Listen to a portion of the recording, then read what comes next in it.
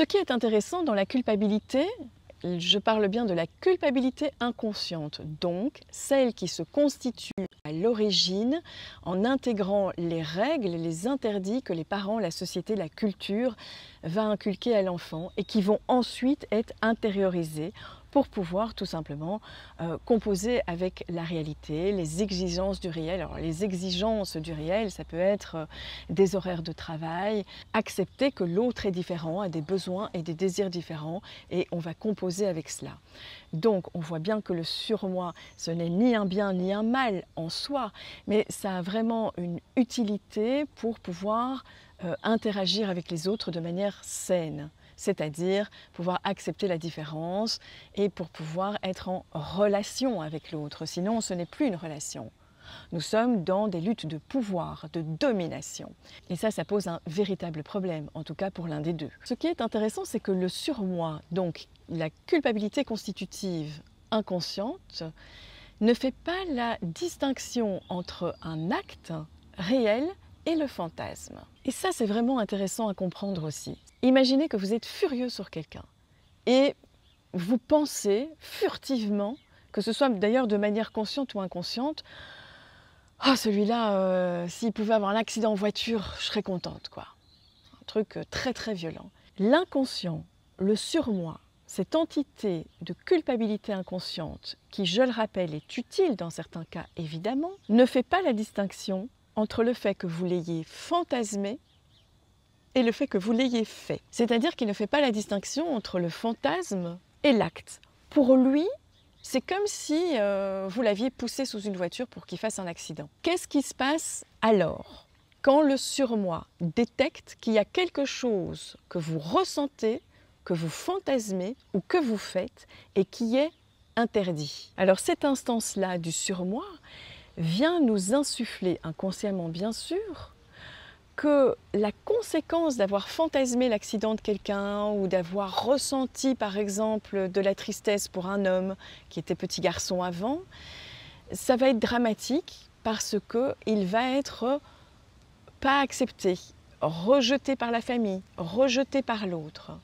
Donc si vous voulez, la culpabilité d'origine est en train de dire, si tu fantasmes ça, si tu penses ça, s'il arrive ça, c'est terrible.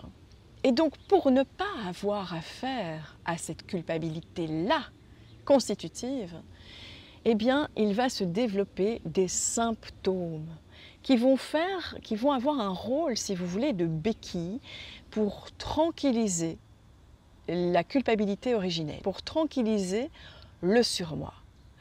Et donc, je vais prendre un exemple pour illustrer ça parce que j'ai bien conscience que ce sont des concepts qui sont vraiment pas faciles à intégrer. Imaginez une femme qui jadis a été enfant, bien sûr, dont la mère a été abandonnée par son mari et qui a joué le rôle de béquille pour sa maman en essayant de la sauver d'une plainte constante. Et que cette petite fille a ressenti comme étant en détresse. Elle a joué le rôle d'écoute, de sauveuse, de remettre de la vie là où elle sentait que c'était trop morbide.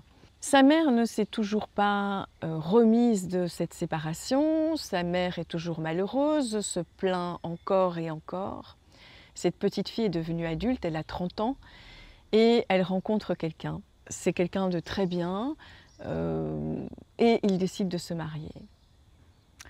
Et un jour, elle consulte en disant « Je ne comprends pas, maintenant que tout se passe bien dans ma vie, que je suis apaisée, que des bases solides se construisent, j'ai plein d'attaques de panique.